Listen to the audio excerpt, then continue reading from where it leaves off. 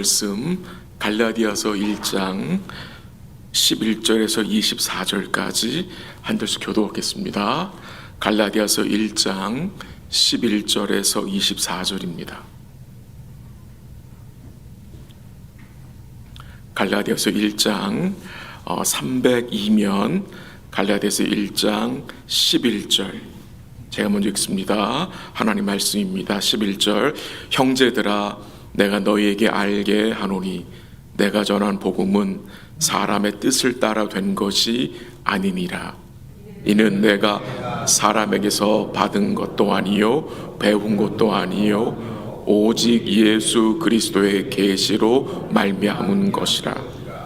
내가 이전에 유대교에 있을 때에 행한 일을 너희가 들었거니와 하나님의 교회를 심히 박해하여 멸하고 내가 내 동족 중 여러 연갑자보다 유대교를 지나치게 믿어 내 전통에 대하여 더욱 열심히 있었으나 그러나 내 어머니의 태로부터 나를 택정하시고 그의 은혜로 나를 부르시니가 그의 아들을 이방에 전하기 위하여 그를 내 속에 나타내시기를 기뻐하셨을 때에 내가 내 혈육과 의논하지 아니하고 또 나보다 먼저 사도된 자들을 만나려고 예루살렘으로 가지 아니하고 아라비아로 갔다가 다시 다메섹으로 돌아갔노라.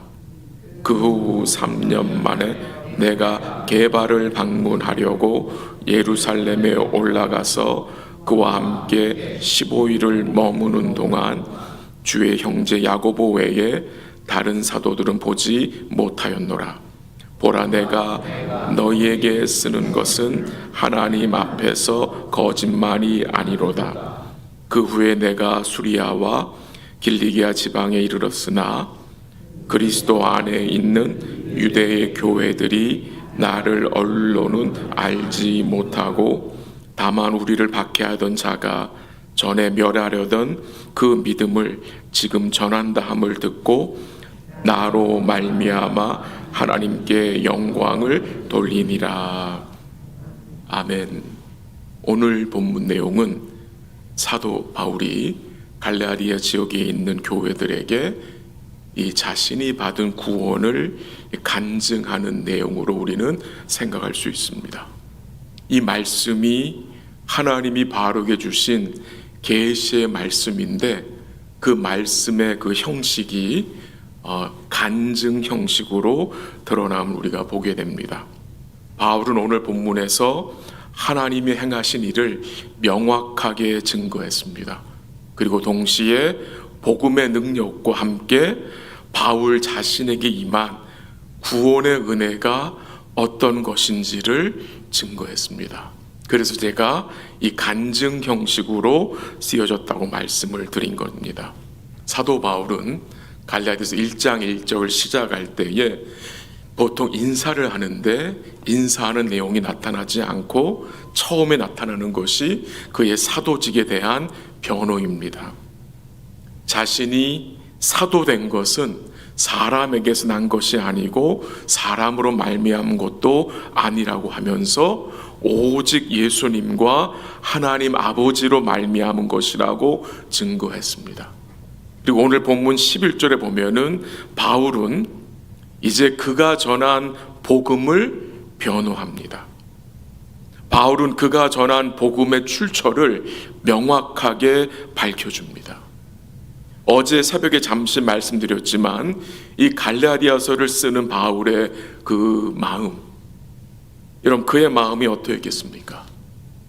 바울은 이 갈라디아 지역에 있는 이 사람들, 그러니까 우상 숭배에 빠져 소망 없이 살던 자들을 찾아가서 복음을 전했고 그 복음을 듣고 우상 숭배하던 자들이 주의 은혜로 우상을 버리고 예수께 나아와서 교회가 세워졌는데 이제 그 교회 안에 가만히 들어온 거짓 교사들로 인하여서 어떻게 됩니까?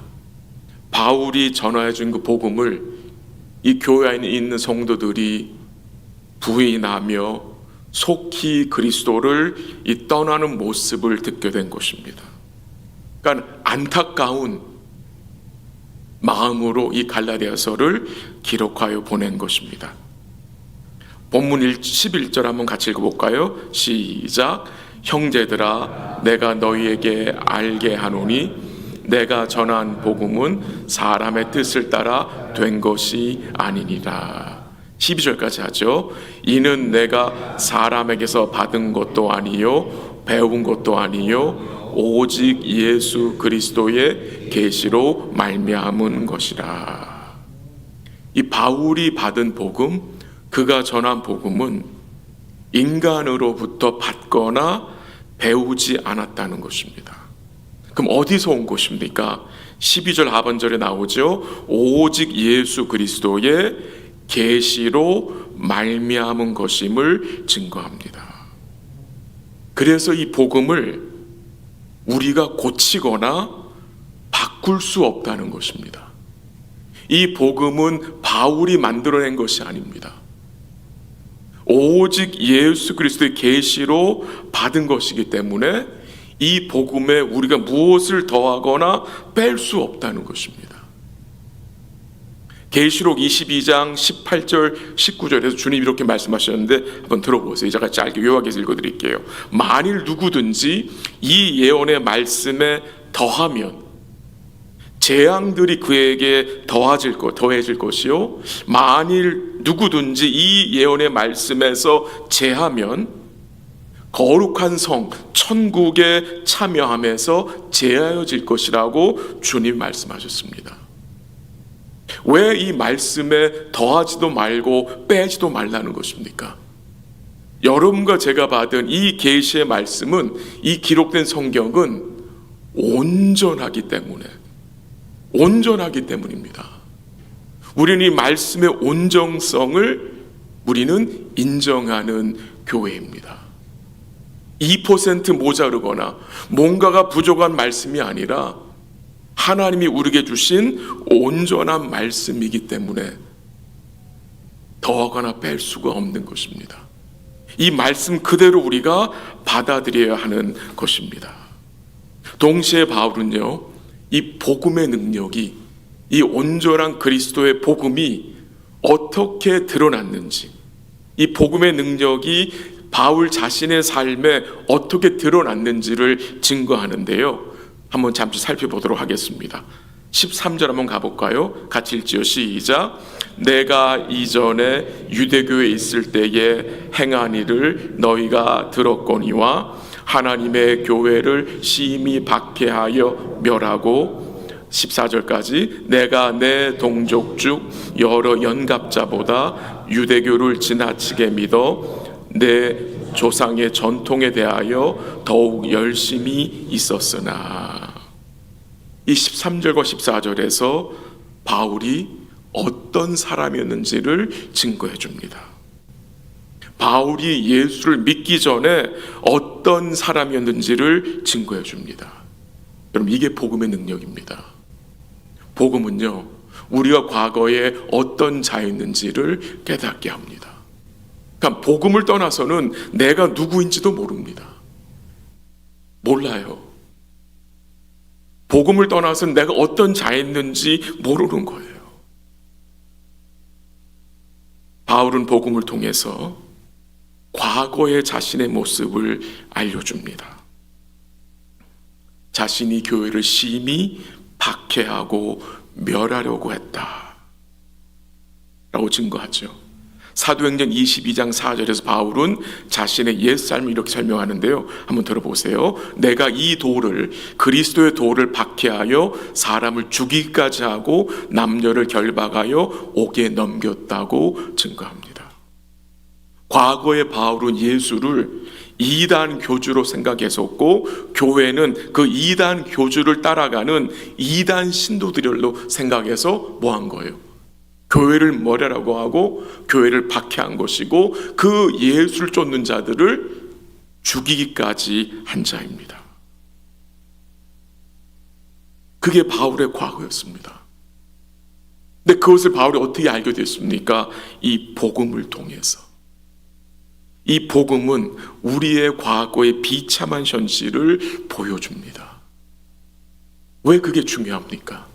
왜 우리가 예수를 믿기 전에 우리의 비참한 현실을 아는 것이 중요한 것입니까?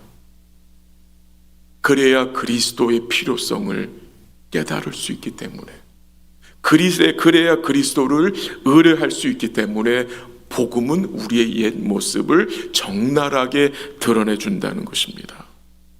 디모데전서 1장 13절에서 바울이 자신의 옛 삶을 이렇게 설명했습니다.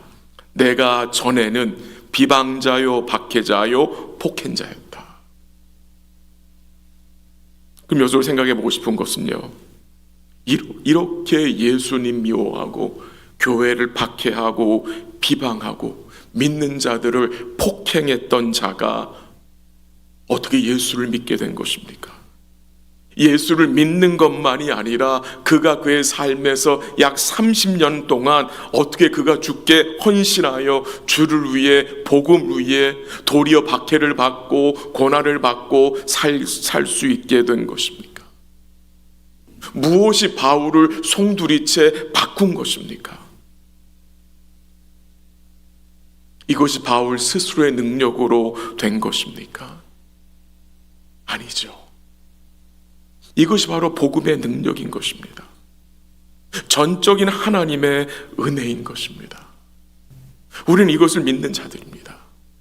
우리가 복음을 전하는 이유가 무엇입니까? 이 복음은 능력으로 나타나기 때문입니다. 이제 15절 16절 한번 읽어볼까요? 15절 시작.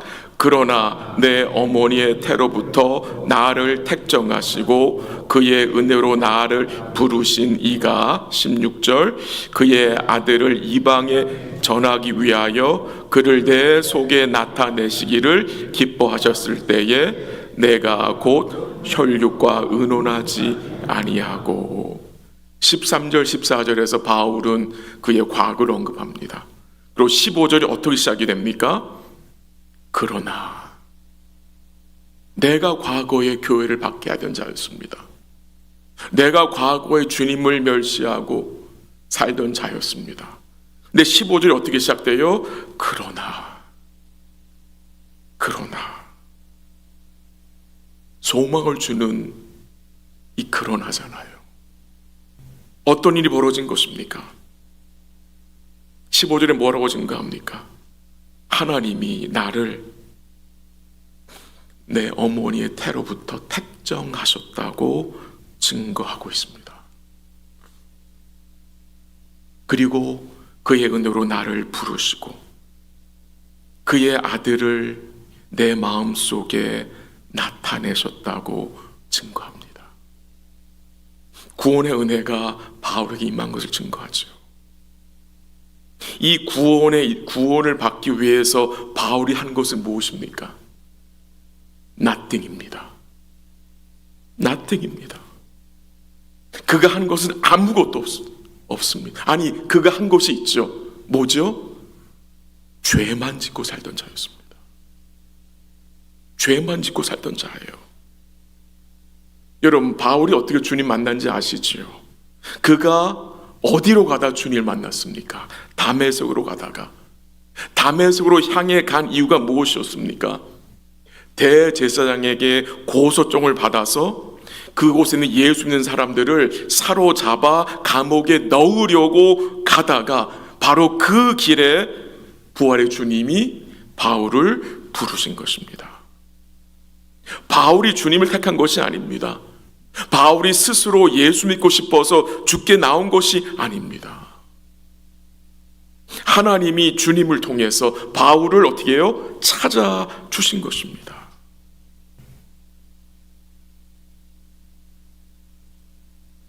어머니의 태로부터 나를 택정하셨다. 그러니까 바울의 구원의 시작이 하나님이심이 증거됩니다. 그럼 이런 내용을 보면 우리 마음속에 어떤 생각이 들 수 있습니까? 아니, 바울을 어머니의 태에서부터 택정하셨다면 바울이 태어나서 어려서부터 주님 알게 하시고 신앙생활 잘하게 하시다가 전도하면 얼마나 전도의 효과가 더 크게 나타나지 않을까 라는 생각이 들 수 있지 않습니까? 어머니의 배에서 택정하셨다면 좀 어린 나이에 바울로 성령을 충만하게 하시고 잘 훈련시켜서 젊은 나이에 복음 전하면 얼마나 좋았을까라는 생각을 할 수 있습니다. 왜 하나님께서는 어머니의 태로부터 택하신 자를 그냥 두셨다가, 아니 이 바울로 교회와 주님을 박해하고 믿는 자들을 박해하게 그냥 이렇게 두셨다가 나중에 돌아오게 하시는 것입니까? 우린 잘 모릅니다. 근데 추측할 수 있는 것은 있습니다. 그 이유가 무엇입니까? 그 과정을 통해서 바울이 하나님 앞에 얼마나 큰 죄인인 것을 깨닫게 하시기 위함이고요. 그 큰 죄인을 구원하시는 하나님의 구원의 은혜가 얼마나 크고 놀라운지를 증거하기 위함입니다. 이렇게 말할 수 있는 것이 디모데전서 1장 16절에서 언급됩니다. 한번 들어보세요. 바울이 이런 고백을 합니다. 내가 국류를 입은 까닭은 예수 그리스도께서 내게 먼저 일체 오래 참으심을 보이사 후에 주를 믿어 영생 얻는 자들에게 본이 되게 하려 하심이라. 이 죄인을 일체 오래 참으신 그 주님의 그 은혜를 드러내기 위한 것으로 우리는 이해할 수 있습니다. 바울을 택정하시고 부르신 주님이 바울 마음속에 뭘 하셨어요? 예수님에 대해서 알게 하셨어요. 그 내용이 16절에 나오잖아요. 그를 내 속에 나타내시기를 기뻐하셨을 때에. 여러분과 제가 어떻게 주님을 고백하게 됐습니까? 어떻게 우리 예수님을 입술로 고백하고 마음으로 주를 믿을 수 있게 된 것입니까? 하나님이 그의 아들을 우리 마음에 나타내 주셨기 때문입니다. 하나님이 바울의 마음의 눈을 여셔서 주님과 그가 이루신 구원을 알게 하시고 믿게 하셨기 때문입니다. 그 바울의 강팍한 마음, 그 돌 같은 마음을 성령이 어떻게 하신 거예요? 부숴버리신 거예요. 이게 강공적인 성령의 역사인 것입니다. 그 돌 같은 마음을 주님이 어떻게 하셨어요? 부숴버리시고 그에게 부드러운 마음을 주셔서 예수를 그리스도로 하나님의 아들로 인정하고 고백하게 하신 것입니다.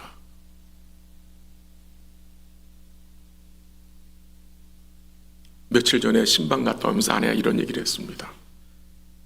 우리가 입술로 예수님을 고백하는 것이 이게 얼마나 복된 일인지, 얼마나 감사한 일인지. 교회를 다니면서도 예수를 고백하지 못하는 분들이 많이 계십니다. 안타까운 현실이잖아요.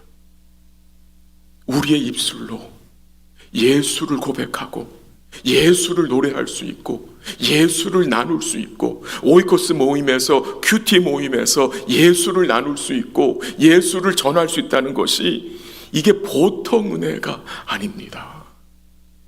주의 전적인 은혜가 임하지 않으면 예수 나눌 수가 없습니다. 나누라고 말해도 질문을 던져도 못 나눠요.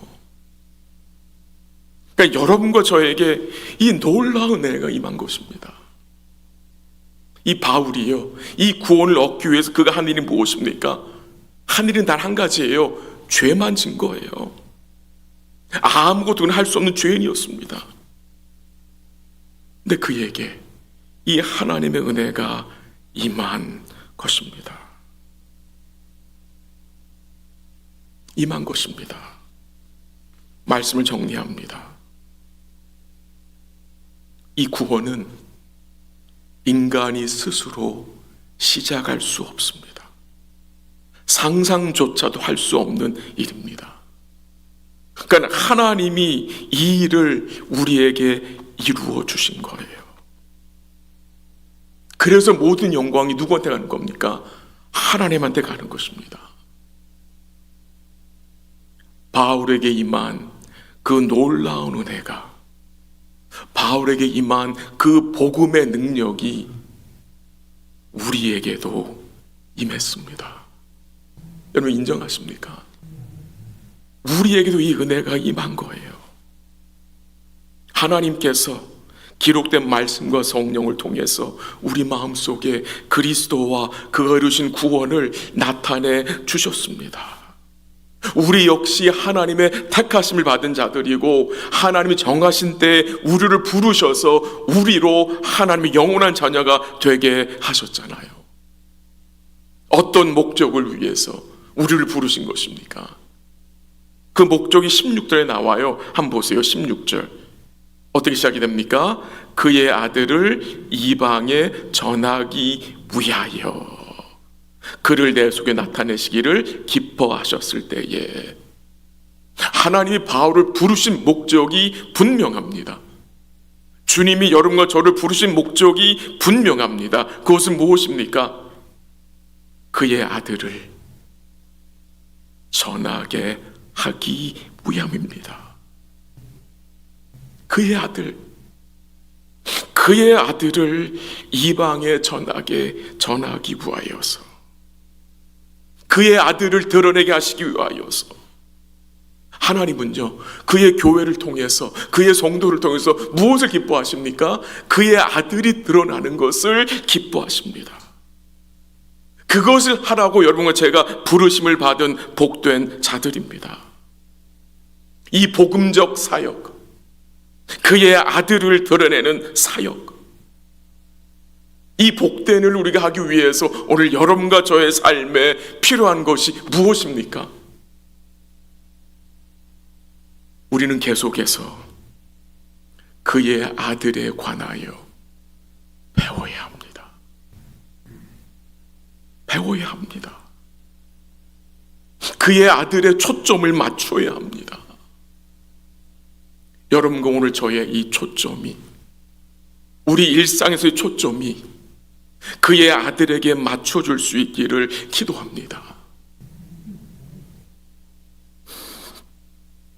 여러분과 제가 갈라디아서, 이 짧은 갈라디아서를 보게 되는데요, 이 갈라디아서를 통해서 우리의 관심이, 우리의 마음이 좀 더 그의 아들에게 맞춰줄 수 있기를 기도하고, 그 복된 과정을 통해서 우리의 심령이 좀 더 복음화되어질 수 있기를 간절히 기도합니다. 여러분과 제가 처한 상황과 삶의 처지는 다 각각 다릅니다. 그러나 우리는 동일한 은혜를 우리 하나님 아버지와 주 예수 그리스도를 통해서 받은 자들입니다. 상황은 다릅니다. 그러나 목적은 같습니다. 우리는 한 목적을 위해서 부르심을 입었습니다. 그것이 무엇입니까? 그의 아들을 전하기 위한 이 목적, 이 부르심에 여러분과 제가 믿음으로 순종하기 위해서 우리 사랑하는 모든 성도들이 더욱 복음 안에 뿌리를 깊이 내리시고 견고하게 세워지시기를 주의 이름으로 간절히 기도합니다. 한번 기도하겠습니다.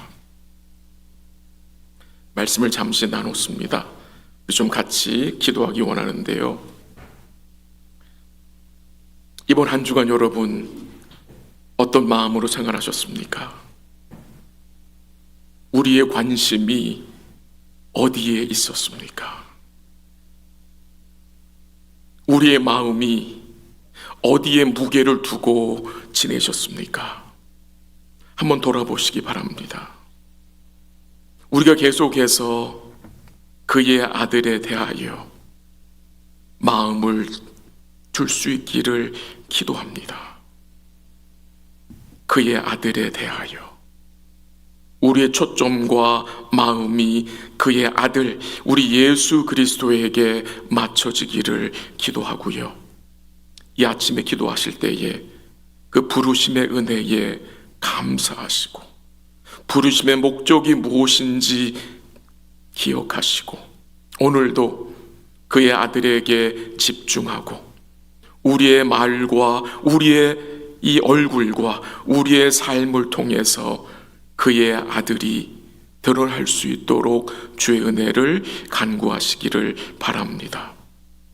계속해서 우리가 갈라디아서를 통해서 우리의 심령이 복음화될 수 있도록 좀 더 복음의 뿌리를 깊이 내릴 수 있도록 우리 사랑하는 성도들이 더욱 복음으로 견고하게 세워질 수 있도록 같이 기도하기를 원하고요. 내일 또한 복된 주일입니다. 하나님을 예배하는 날입니다. 감사함으로 우리 EM과 KM과 우리 교육부 자녀들이 예배에 나오게 하시고 주께 영광 돌려드리게 하시고 자녀들도 같은 마음으로 동참하게 하시고 이 구원의 기쁨을 찬송하며 노래하며 우리 주님께 영광 돌려드릴 수 있도록 내일 예배를 위해서 기도해 주시고 또 오늘 새벽 기도회 후에 있을 큐티 모임과 또 오늘 저녁부터 시작되는 신약 파노라마 세미나가 은혜 가운데 진행될 수 있도록 기도하시고 또 우리 EM 목회자가 은혜 가운데 연결될 수 있도록 기도해 주시고 교회 교실 증축하는 절차가 은혜 가운데 진행될 수 있도록 기도해 주시고요. 이 내용들을 가지고 우리 한번 잠시 합심으로 같이 기도하도록 하겠습니다. 같이 기도합니다. 하나님 아버지 감사합니다. 우리를 택정하시고 불러주신 그 은혜를 감사드리고 그 부르심의 목적이 무엇인지 우리를 또 말씀을 통해 깨닫게 하셨습니다. 우리의 마음과 우리의 초점이 그의 아들에게 맞춰져 있기를 원합니다. 우리를 통해서 그리스도를 드러내기 원하오니 하나님 도우시고 인도하시고 역사하여 주시옵소서. 우리가 더 그의 아들의 마음을 두게 하시고 복음의 말씀을 통해서 우리의 심령이 좀 더 복음화되고 주께 가까이 나아가는 귀한 시간들이 될 수 있도록 하나님 도와주시고 인도하여 주시옵소서. 하나님 아버지, 내일은 또한 복된 주일입니다. 하나님을 예배하는 날입니다. 기대하는 마음으로 주의 은혜를 사모하는 마음으로 오늘도 준비할 수 있게 하시고 우리 사랑하는 성도들과 자녀들이 함께하게 하셔서 우리 구원의 하나님을 바라보며 찬송하며 예배하는 가운데 우리 사랑하는 성도들과 자녀들의 심령이 회복될 수 있도록 역사하시고 예배시에 섬기며 그 외에 섬기는 모든 성도들 마음속에 기쁨과 감사함과 성령의 충만함을 허락하여 주시옵소서. 또 오전에 큐티 모임을 주님이 지켜주시옵소서. 그의 아들에 관하여 나누며 서로 격려하며 함께 기도하는 복된 시간 되게 하시고 또 오늘 저녁에 시작되는 신약 파노라마 세미나를 축복하셔서 함께한 성도들 마음속에 또 말씀이 담겨질 수 있도록 주님 도와주시고 인도하여 주시옵소서. 우리 EM 목회자 기도하며 기다리고 있사오니 주께서 연결시켜 주시기를 간절히 기도합니다. 교실이 증축되는 과정을 주의 손에 맡깁니다. 하나님 인도하여 주시고 선한 길로 주님이 이끌어 주시며 모든 절차들이 순조롭게 진행될 수 있도록 하나님 복을 내려 주시옵소서. 감사합니다. 예수님의 이름으로 기도합니다. 한 번 더 같이 기도하겠습니다. 가정의 복음화를 위해서 기도하기 원합니다. 믿지 않는 배우자들과 자녀들이 부모님들이 주님 안으로 들어올 수 있도록 함께 구원의 반열에 동참할 수 있도록 같이 기도하기 원하고요. 육신의 질병으로 치료받고 있는 성도들과 수술을 앞두고 있는 성도 또 삶과 가정에 어려움과 아픔이 있는 성도들, 또 마음의 회복이 필요한 성도들을 위해서 같이 간구하기 원하고요. 또 곁에서 아픈 우리 가족들을 돌보면서 기도하는 우리 성도들에게 주께서 힘을 주셔서 믿음으로 인내하며 주께 간구함으로 지내실 수 있도록 우리 함께 같이 합심으로 기도하고 각자 기도하시다가 돌아가시기 바랍니다. 같이 기도하겠습니다. 하나님 아버지, 이 교회 허락하신 많은 가정들을 주님 감사드리고, 우리 식구들 중에, 배우자들 중에, 또 자녀들 중에, 부모님들 중에 아직 복음을 믿지 않는 분들이 계십니다. 그들을 주께서 불쌍히 여겨주시고 그들도 함께 구원의 반열에 참여할 수 있는 은혜를 주님이 허락하여 주시옵소서. 하나님의 강권적인 성령의 역사로 믿지 않는 우리 가족들이 주께 돌아올 수 있도록 하나님 역사하여 주시고 그 일에 우리를 참여시켜 주시고 기도하며 복음과 주의 사랑을 나눌 수 있도록 우리에게 지혜와 하나님 성령의 충만함을 허락해 주시기를 기도합니다. 육신의 질병으로 고통 중에 있는 성도들과 수술을 앞두고 있는 성도들, 또 삶과 가정의 여러 가지 아픔과 어려움 있는 성도들을 주께서 위로하여 주시고 힘 주시고 회복의 은총으로 함께하여 주시기를 간절히 기도합니다. 아플 때에, 어려울 때에, 힘들 때에 마음이 약해지지 않도록 붙들어 주시고 마음속에 하나님 평강으로, 기쁨으로, 감사함으로 충만케 하여 주시옵소서. 곁에서 섬기며 기도하는 가족들을 주님 기억하시고 지치지 않도록 주님 붙들어 주시며 말씀 가운데, 기도 가운데 잘 인내할 수 있도록 복을 내려 주시옵소서. 오늘도 기도하는 주의 백성들에게 주께서 은혜와 긍휼을 베풀어 주옵시고 주님과 교제케 하시며 오늘도 기도하는 가운데 주의 뜻에 우리가 항복하며 순종하며 나아갈 수 있도록 복을 내려 주시옵소서.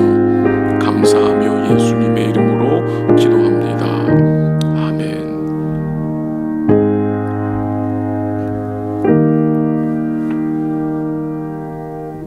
기도하시다가 돌아가시기 바랍니다.